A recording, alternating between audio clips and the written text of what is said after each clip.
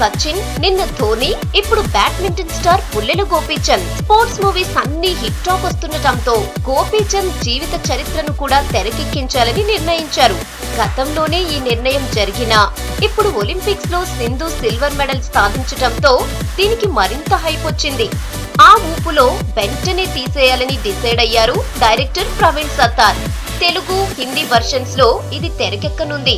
దీనికి సంబంధించి క్యాస్ట్ కూడా సెలెక్ట్ చేసుకున్నాడట.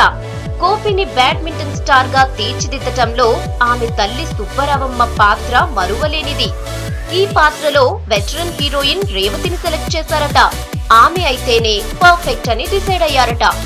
ఇందులో కొన్ని సన్నివేశాలు సింధు గురించి కూడా ఉంటాయనేది ఫిల్మ్ ఇండస్ట్రీలో టాక్. సిల్వర్ స్క్రీన్ పైన సింధు నటిస్తున్నట్లు సమాచారం.